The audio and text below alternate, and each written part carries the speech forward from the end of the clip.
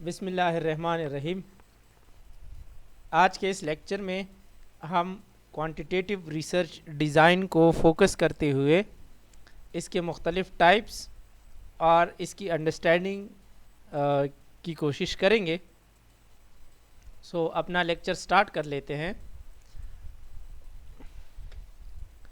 ये आज के लेक्चर के ऑब्जेक्टिव है, जिसमें हम डिफरेंट क्वांटिटेटिव स्टडीज़ डिज़ाइन के बारे में पढ़ेंगे और हम एक्सपेरिमेंटल और क्वाज़ी एक्सपेरिमेंटल डिज़ाइन की भी बात करेंगे। इसके अलावा हम एक्शन रिसर्च और बेसिक पैरामीटर जो कि क्वांटिटेटिव स्टडीज़ में रिक्वायर होती है उस पर भी बात करेंगे। पहले कुछ बेसिक्स की तरफ आते हैं। क्वांटिटेटिव डेटा किसे कहते हैं? जैसे हमने बायोस्टैटिस्टिक्स में भी पढ़ा है और रिसर्च में भी पढ़ा है कि क्वांटिटेटिव डेटा बुनियादी तौर पे वो इंफॉर्मेशन का सोर्स है जिसमें हमारे पास क्वांटिटीज़ हों, मिकदार ज़्यादा हो उसकी। That is information that can be measure and written down with numbers, और ऐसी इंफॉर्मेशन को हम अक्सर नंबर्स और न्यूमेरिक्स में लिखते हैं। So some other aspects to consider about quantitative data, एक तो यह है कि इस पे हम फोकस करते हैं नंबर्स पे, और दूसरा ये है कि हम डिस्प्ले करते हैं इसको through graph, charts, table and maps. And तीसरी बात ये है कि इसमें डेटा हमारे पास वो जब लाइन चार्ट या इस तरह के हिस्टोग्राम और इन चीज़ों में होता है तो वो ओवर टाइम डिस्प्ले होता है। ओवर टाइम का मैं आपको अगले स्लाइड में डिटेल में बता दूंगा।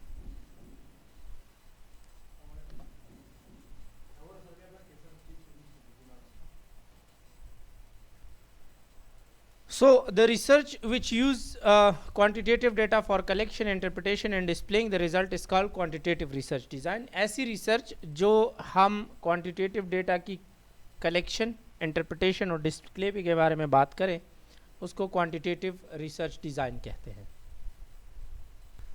So type of quantitative research, हमारे पास कुछ research designs हैं जो कि यहाँ पे mention है। चार रिसर्च के टाइप्स हैं क्वांटिटेटिव रिसर्च के। एक को हम डिस्क्रिप्टिव रिसर्च कहते हैं, दूसरे को कोरिलेशनल कहते हैं, तीसरे को एक्सपेरिमेंटल और चौथा है क्वाज़ी एक्सपेरिमेंटल। इसको बारी बारी डिटेल में पढ़ेंगे। सबसे पहले हम आते हैं कि भाई डिज़ाइन जब सेलेक्ट करते हैं हम अपनी रिसर्च के लिए, और फिर क्वांटिटेटिव रिसर्च जो हो उसमें जो हम इतने सारे डिज़ाइंस में कोई अप्रोप्रिएट डिज़ाइन चूज़ करते हैं तो वो किस तरीके से करते हैं। तो जनाब वो डिपेंड करता है कि हमारा टाइप ऑफ रिसर्च क्वेश्चन क्या है। अगर हमारा रिसर्च क्वेश्चन क्वांटिटीज़ को डिस्क्राइब कर रहा है, कॉज एंड इफ़ेक्ट के बारे में बता रहा है कि फ़ला काम की वजह से फ़ला काम हो रहा है, मतलब ए की वजह से बी कॉज हो रहा है या बी की वजह से सी कॉज हो रहा है, या फिर अमाउंट्स हो उसमें, या फिर इंटेंसिटी हो वेरिएबल की रिलेशनशिप की, कि बेडसोर की वजह से इन्फेक्शंस होते हैं या बेडसोर की वजह से ट्रीटमेंट कॉस्ट बढ़ती है। तो ये दो वेरिएबल है, ट्रीटमेंट कॉस्ट और बेडसोर। तो इस तरह के जब हम वेरिएबल हमारे पास होते हैं तो उनमें फिर हम क्वांटिटेटिव डिज़ाइंस इस्तेमाल करते हैं। लेकिन जहाँ पे हम किसी फिनोमेना को डीपली एक्सप्लोर करते हैं, किसी के इंडिविजुअल एक्सपीरियंसेस पे बात करते हैं, परसेप्शंस, ख्यालात, थॉट, अंडरस्टैंडिंग के बारे में जब हम एक्सप्लोर करते हैं या किसी भी फिनोमेना की क्लैरिफिकेशन पे हम बात करते हैं तो फिर उसमें हम क्वालिटेटिव डिज़ाइन इस्तेमाल करते हैं। सो इन सिंपल, क्वांटिटेटिव में हमारे पास number, quantity, relationship, association, cause and effect होता है, जबकि क्वालिटेटिव स्टडी डिज़ाइन हमारे पास सब्जेक्टिव इन नेचर होता है और लाइव एक्सपीरियंसेस, परसेप्शंस, डिस्कवरी या इस तरह की चीज़ें हमारे पास एक्सप्लोर होती है। ये फ़र्क है। इसीलिए हम डिज़ाइन को चूज़ करते हुए अपने क्वेश्चन को देखते हैं और हाइपोथेसिस को देखते हैं। ये बात याद रखें कि क्वालिटेटिव स्टडी डिज़ाइन में हाइपोथेसिस नहीं होता। क्वालिटेटिव स्टडी डिज़ाइन में हाइपोथेसिस नहीं होता। सो क्वांटिटेटिव रिसर्च को पढ़ने से पहले हम थोड़ा सा बेसिक रिसर्च का कॉन्सेप्ट रिवाइज कर लेते हैं कि बेसिक रिसर्च कहते हैं किसे हैं। बेसिक रिसर्च को हम प्योर रिसर्च भी कहते हैं, और ये साइंटिफिक इन्वेस्टिगेशन का वो तरीक़ाकार है जिसमें हम नॉलेज को एक्सप्लोर करते हैं, नई नॉलेज एक्सप्लोर करते हैं, या फिर हमारे पास एग्जिस्टिंग नॉलेज में कितनी सच्चाई है, कितनी वैलिडिटी है, उसको चेक करने के लिए बेसिक रिसर्च करते हैं। जैसे मैंने पहले रिसर्च की क्लास में बताया था आपको कि बेसिक रिसर्च हमारे प्रैक्टिस को डायरेक्टली इन्फ्लुएंस नहीं करती, बल्कि हमारे नॉलेज को इम्प्रूव करती है या वैलिडेट करती है कि कितने हद तक वो ठीक है। जब प्रैक्टिस पे इन्फ्लुएंस की बात आती है, प्रैक्टिस में चेंज की बात आती है, तो वो अप्लाइड रिसर्च होता है या एक्शन रिसर्च होता है। सो जिस तरह पहले बताया कि बेसिक रिसर्च बुनियादी तौर पे अपनी नॉलेज को इंक्रीज करने का एक तरीका है, ठीक है। सो इस तरह का रिसर्च हमारे पास प्योरली थ्योरेटिकल होता है, और इसमें हमारा मकसद होता है कि अपनी अंडरस्टैंडिंग को किसी भी चीज़ के बारे में या किसी भी बिहेवियर के बारे में हम इम्प्रूव करें, और इसका मकसद हमारे पास किसी को ट्रीट करना या किसी प्रॉब्लम को हल करना नहीं होता।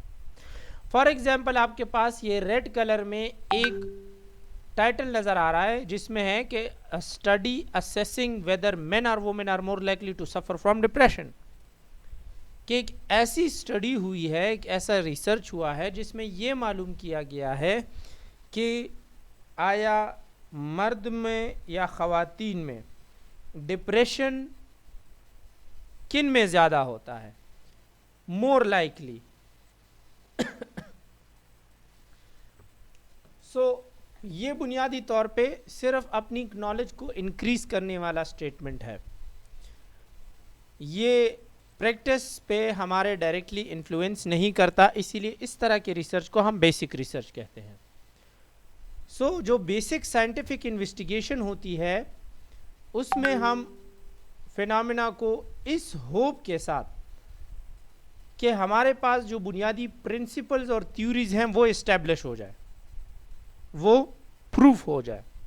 The purpose of basic research is to generate and refine theory, किसी बात को और बेहतर तरीके से साबित करना, ये बेसिक रिसर्च है, ठीक है।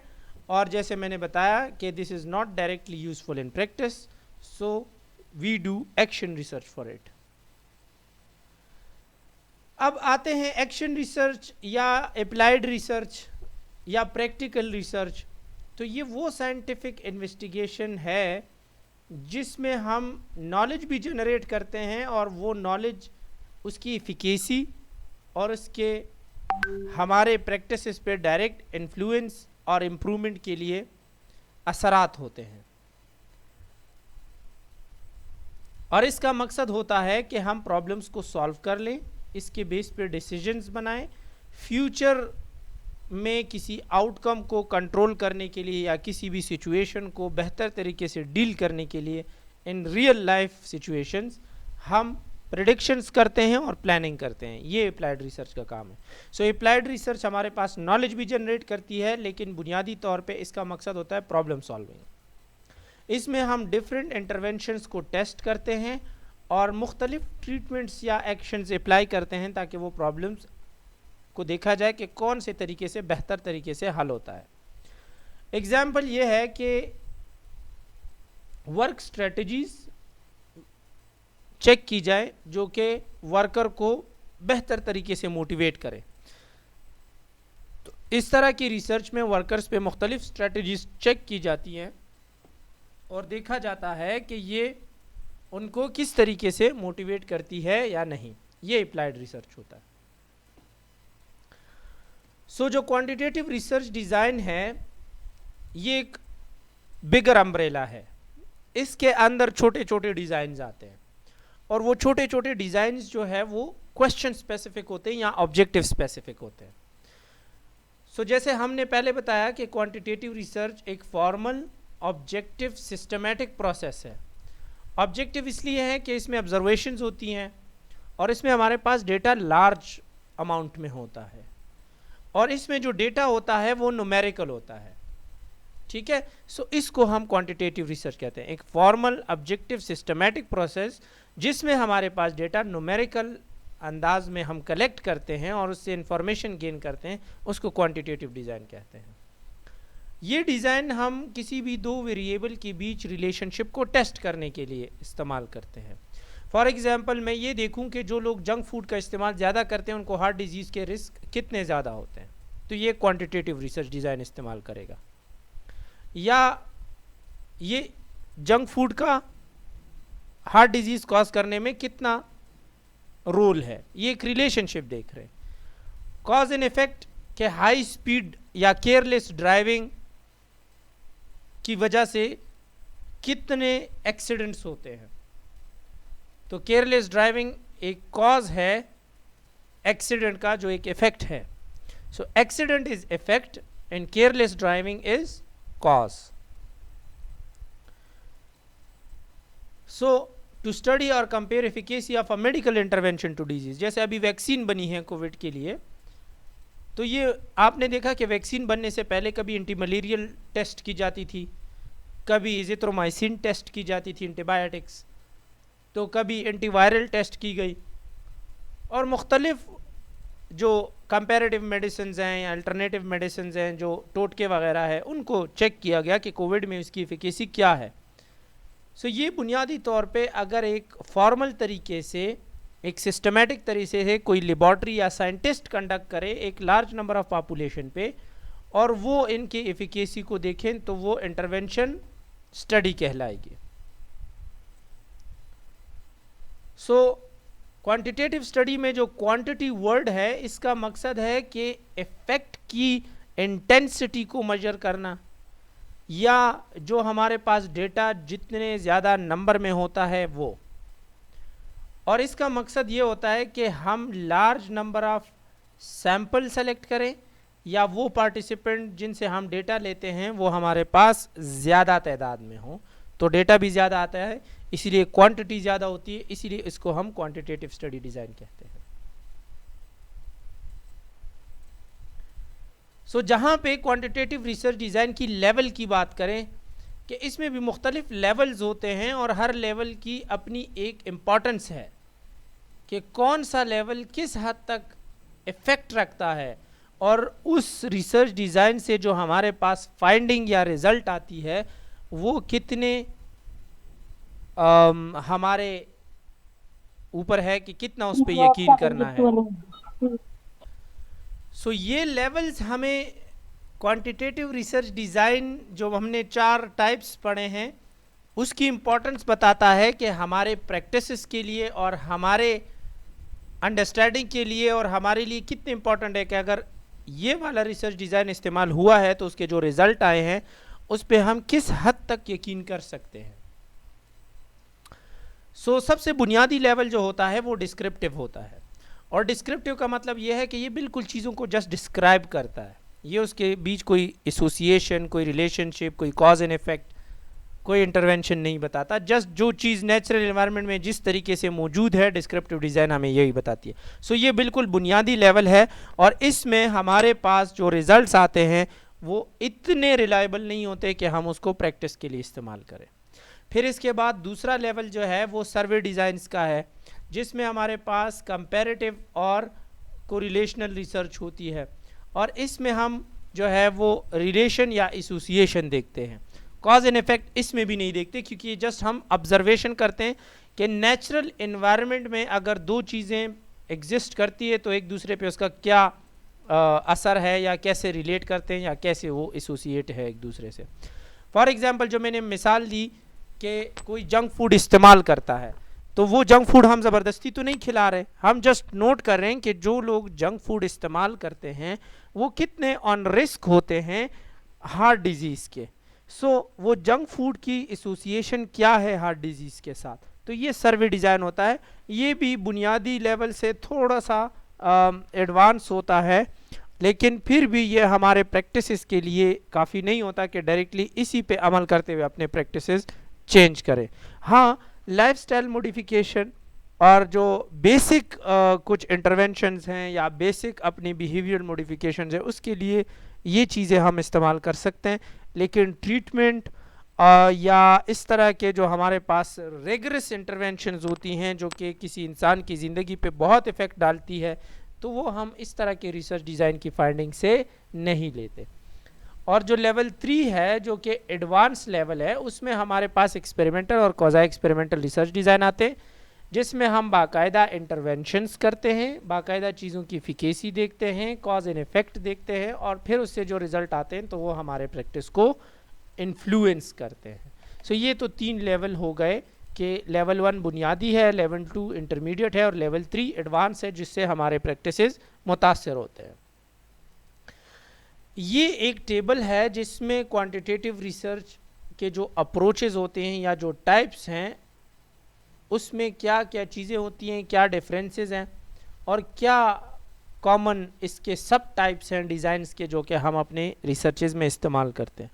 तो नंबर 1 डिस्क्रिप्टिव टाइप को अगर आप देखें, डिस्क्रिप्टिव को, तो ये बुनियादी तौर पे ऑब्जर्वेशनल होती है कि क्या हो रहा है, व्हाट इज़ हैपनिंग। ठीक है, इसमें कोई वेरिएबल कंट्रोल नहीं होता, जस्ट क्या चीज़ कैसे है, किस शक्ल की है, कहाँ पे है, क्या शेप है, क्या वज़न है, जो भी चीज़ें हैं ये जस्ट हम डिस्क्राइब करते हैं। तो इसमें हमारा कोई वेरिएबल कंट्रोल नहीं होता और की फोकस होता है कि हम किसी को उसके, जैसे मेरे सामने एक गिलास पड़ा हुआ है, ये ग्लास का बना हुआ है, मतलब शीशे का, और इसमें आधा जो है वो पानी से ये भरा हुआ है और इसमें पानी के अंदर 2 बुलबुले हैं, ठीक है, और हवा के, और ये जो है स्लोली वाइब्रेट कर रहा है क्योंकि इस पे फ़ैन की हवा पड़ रही है। सो ये मैंने जस्ट एक डिस्क्रिप्शन की इस चीज़ की। सो इस तरीके से अगर हम किसी चीज़ को डिस्क्राइब करें तो वो डिस्क्रिप्टिव रिसर्च होती है। जैसे टीबी के बैक्टीरिया हो गया कि ग्राम नेगेटिव है, ग्राम पॉजिटिव है, स्टेनिंग से इस पे कैसा कलर आता है, इसका साइज़ क्या है, ये ड्रॉपलेट प्रिकॉशंस इसमें लेनी पड़ती है या एयरबॉर्न प्रिकॉशंस लेनी पड़ती है, क्या तरीका, तो ये जस्ट डिस्क्रिप्शन है। इसमें कोई इंटरवेंशन जो है वो अप्लाई नहीं होती। और इसकी एग्जाम्पल एक यहाँ पे भी दी है कि description of teenagers attitude toward smoking. Teenagers या यंग एडल्ट जो होते हैं वो स्मोकिंग के बारे में क्या उनका एटीट्यूड है, जस्ट नेचुरल एनवायरनमेंट में हम उनको ऑब्जर्व कर रहे हैं, that is why we call it descriptive research. इसमें कॉमन डिज़ाइन जो है, एक है कंपैरेटिव, दूसरा है क्रॉस सेक्शनल और तीसरा है लॉन्जिट्यूडनल। ठीक है, सो इसको हम डिटेल में आगे पढ़ेंगे, लेकिन कंपैरेटिव में हम किसी 2 फैक्टर्स को एक दूसरे के साथ, जैसे आपने 2 तस्वीरें उठाई, एक हाथ में एक दूसरे में, और उसमें फ़र्क तलाश कर रहे हैं। होता है ना, अखबार में कार्टून होते हैं और उसमें लिखा होता है कि फ़र्क तलाश करें, तो उसमें आप डिफरेंसेस देखते हैं, कोई एक चीज़ मिसिंग होती है तो वो हम डिस्क्रिप्शन करते हैं उसकी। क्रॉस सेक्शनल का मतलब यह है कि जैसे अभी आपकी क्लास, एक क्लास के स्टूडेंट जो है एक रूम में बैठे हैं और मैं कैमरा उठा के उनकी पिक्चर लूँ, तो जो जिस तरह के स्टाइल में बैठा होगा, जिस तरह ड्रेस होगा, जिस तरीके से उनके पास पेन या रजिस्टर होंगे, 10 साल बाद भी अगर वो मैं पिक्चर देखूं तो वो वैसी रहेगी। सो वो वन टाइम फ्रेम होता है या वन टाइम फिनोमिना होता है, इसीलिए इसको हम क्रॉस सेक्शनल कहते हैं।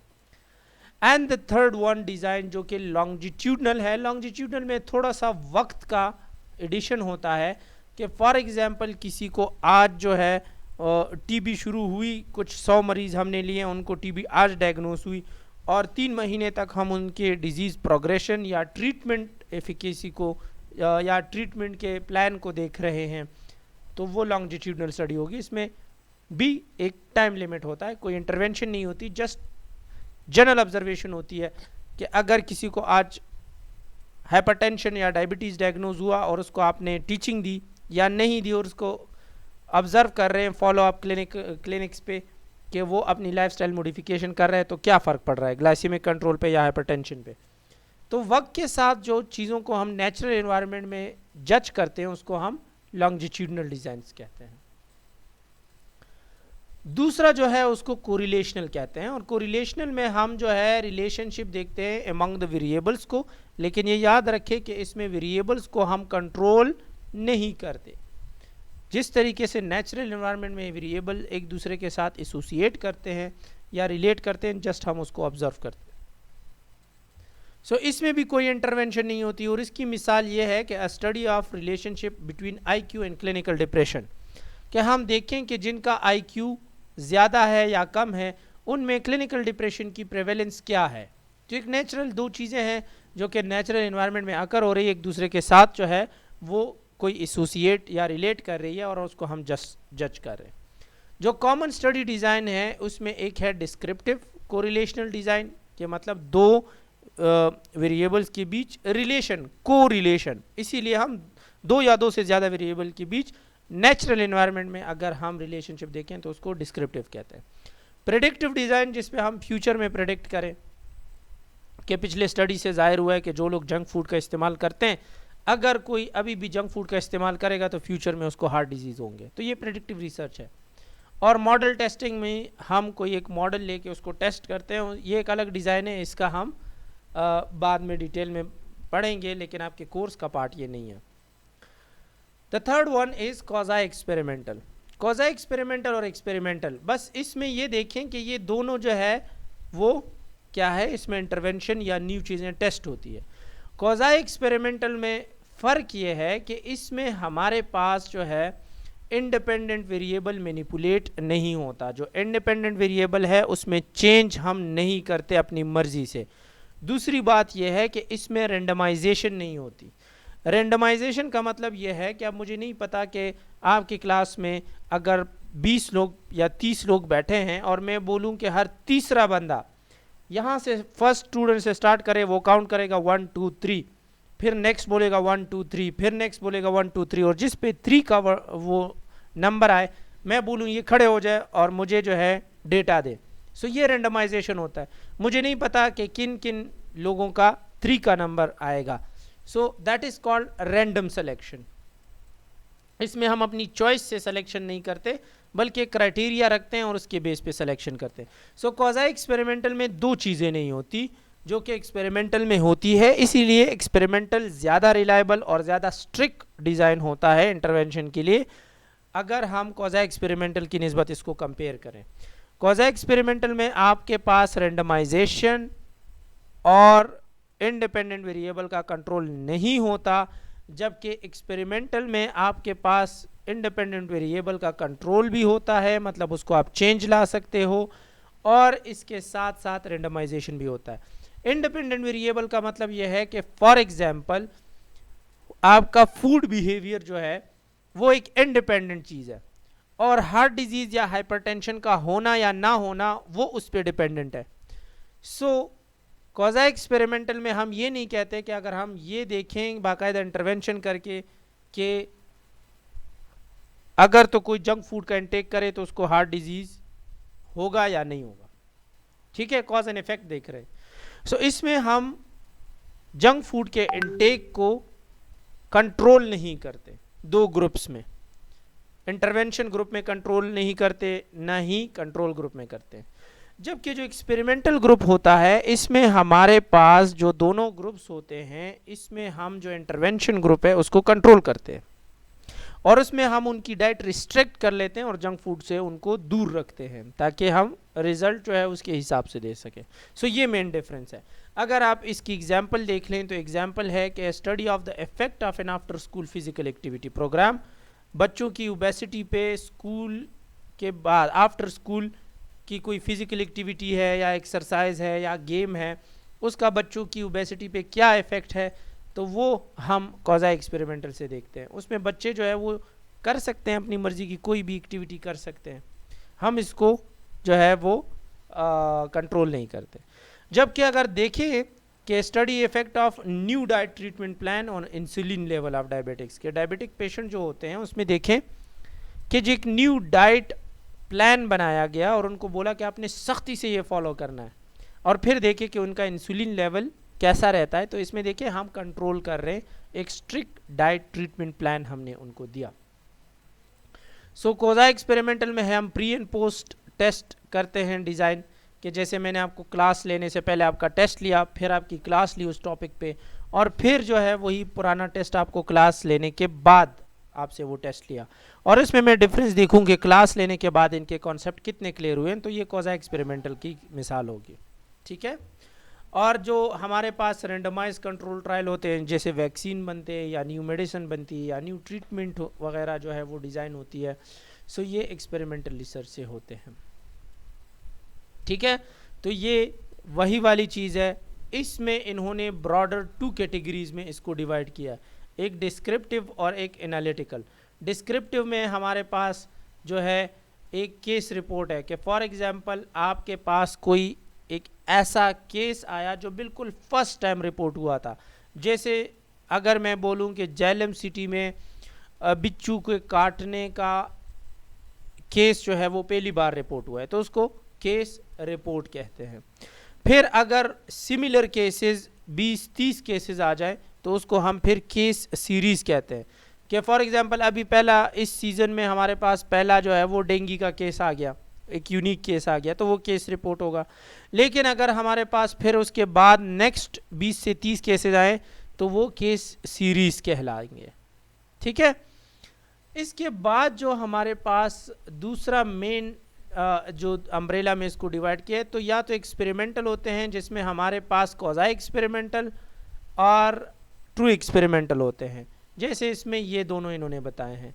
जबकि ऑब्जर्वेशनल में हमारे पास इंटरवेंशन नहीं होती, जस्ट हम कंपेयर करते हैं आउटकम को ऑब्जर्वेशन के साथ, जिसमें हमारे पास एग्जांपल्स हैं केस कंट्रोल की के रेट्रोस्पेक्टिवली अगर कोई मतलब देखा जाए कि अगर कोई आज डायग्नोज हुआ है लंग कैंसर के साथ, लंग सीए के साथ, और इसकी हिस्ट्री देखी जाए कि ये स्मोकिंग कितनी करता था, और फिर हमें पता चले कि ये 2 पैक्स पर डे पीता था, तो फिर हमें आइडिया होता है कि ये केस कंट्रोल है, लंग कैंसर जो है वो स्मोकिंग की वजह से कॉज हुआ है। रेट्रोस्पेक्टिव मींस कि हम माजी में पास्ट में जाके उसका रिकॉर्ड चेक कर लें, कॉजेटिव एजेंट चेक कर लें, सो ये केस कंट्रोल होता है। दूसरा है कोहर्ट का। कोहर्ट का मतलब ये है कि ग्रुप्स में पार्टिसिपेंट को डिवाइड करके उसका एक्सपोजर एंड नॉन एक्सपोजर देखा जाए। फॉर एग्जांपल मैं ये देखूं मेरे पास 100 मरीज़ हैं और उसमें मैं देखूं कि 50 मरीज़ ऐसे हैं जो कि अल्कोहलिक है, और 100 वाले जो 100 जितने भी 100 मरीज़ हैं वो लिवर इन्फ्लेमेशन के साथ है या फैटी लिवर के साथ है, उसमें मेरे पास 50 ऐसे मरीज़ हैं जो कि अल्कोहल अब्यूज़ करते हैं या अल्कोहल का इस्तेमाल करते हैं। तो मैं उनको 1 साल तक देखता रहता हूं कि वो मरीज़ 100 मरीज़ जिनको लिवर का मसला था, उसमें जो 50 अल्कोहल एडिक्ट थे, देखूं कि वो लोग जो अल्कोहल इस्तेमाल करते थे उनको लिवर सिरोसिस ज़्यादा होता है या वो लोग जो अल्कोहल इस्तेमाल नहीं करते थे। So that is based on the exposure of the causative agent. ठीक है। सो कोहर्ट में हम फिर इस तरह फॉलो अप्स लेते हैं, बाद में भी अभी हमने एक स्ट्रेटजी डिफाइन कर ली होती है और फिर बाद में हम उसको देखते हैं। और क्रॉस सेक्शनल के मैंने बताया कि हम जस्ट ऑब्जर्व करते हैं वन टाइम पिक्चर को।